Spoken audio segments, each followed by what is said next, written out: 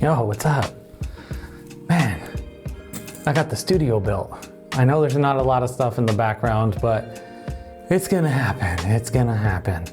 Leaving the country in about a month. I'm gonna be shooting a bunch of stuff out in Japan. Gonna be working on our Hamidashimono. We have a multilingual podcast that we've been working on. Gonna be doing a bunch of photo stuff and content stuff. So if you're in and around Japan, end of October through November, want to collab, hit me up.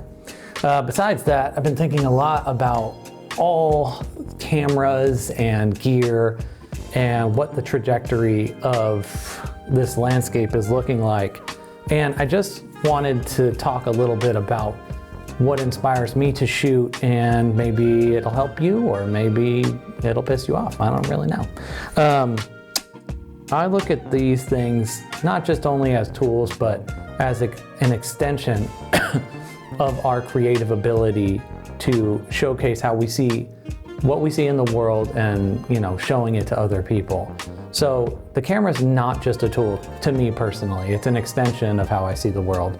And so I often think, does this piece of gear, does this camera, does this lens, does this mic, my God, does it help me or does it get in the way? And that's why I kind of always say people need to think about if the camera system is something that they could, you know, work with or deal with. I mean, for me personally, I've never shot on an Alexa. I couldn't step into that system right away. I mean, I probably need years to be able to shoot on something like that. So it's not something I would take on right away. So it's interesting that a bunch of people online were always battling about what's the best camera, what's the best lens, what's the best setup. But the reality is what's the best for you? For me, I shoot photos. That's my job. So I do shoot on a Sony A7RV. I'm shooting on the Leica Sl3s. I use those both for photography work, and the Sl3s was an easy choice for me because I got it at a really killer deal. The Lumix wasn't out at the time. In hindsight, I probably would have got that camera, but I have a few issues with Panasonic for me personally. The menu system is a little bit hard for me to navigate. So that would be something that if I owned the camera, I would probably spend a month or so like really going through it so that I'm, you know, not at a gig and it falls, you know, I don't know how to work the menu system properly. Besides that, I shoot on a ton of film. I have a ton of film cameras, and I do shoot on other digital cameras. So for me right now, I think that the industry is in such a pivot phase that, especially with the Nikon ZR, I feel like the value proposition of that camera is going to force a lot of other camera companies into not only just dropping their prices, but throwing a lot more at their cameras. Maybe Lumix did it first with the S1 II because there was just so much in that camera and it kind of, you know, blew a lot of the other cameras out of the water, like this one I'm shooting on. And so I think there's going to be this massive change in the industry that's coming right now.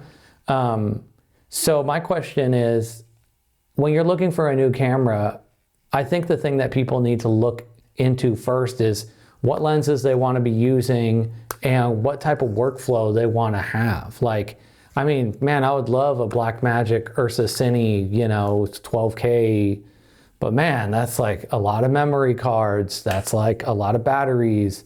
And do I have the narrative work to be able to justify that camera?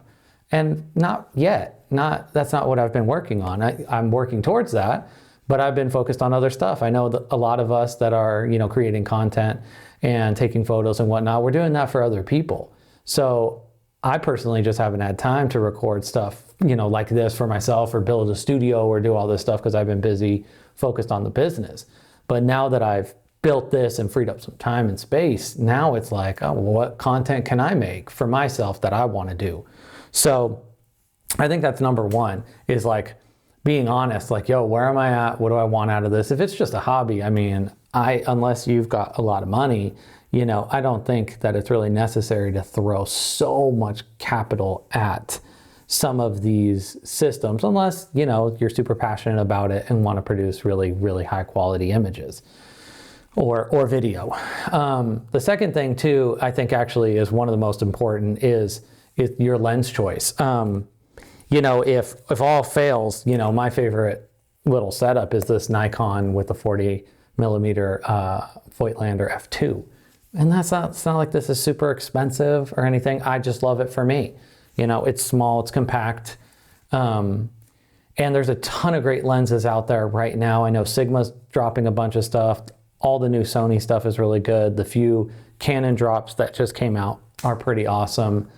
So I think of it more of like what lens kind of ecosystem I want to be in. And that's kind of what kept me in Sony for so long, because the availability of third-party lenses. And I could throw my Leica lenses on my Sony with the little adapter and it's amazing.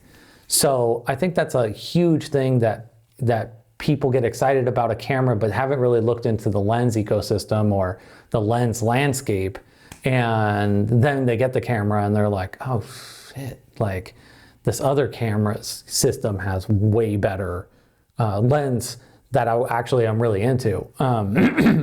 Which is funny, like I tested out the FX2, which was a weird camera, but I really liked it. It was awesome. It's small. I put my little 16 millimeter on it and it was like this little tiny package.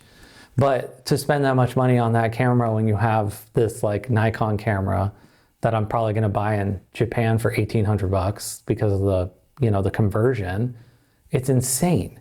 So I think that we're in this time of like the craziest balancing act of what you could get for your money, ecosystem, and what you're gonna be doing. I actually think that this last week probably changed the camera industry forever. So maybe in like 2 weeks from now, we're all gonna calm down and have a little bit of maturity, because I know it's been a pretty crazy couple weeks, but after that, like where do we go from here? You know, what if Sony drops a $2,200 camera with open gate? What happens then? You know, then, you know, the sky is falling. So what do you guys think? What lenses are you rocking? What cameras are you most excited about? And how do you think this last week has changed the camera industry? Subscribe for more. You know, I'm gonna be dropping a ton of stuff. I just wanted to say hi and drop a video, throw some lights on, and I'm excited to be talking to you guys and doing a bunch of cool shit.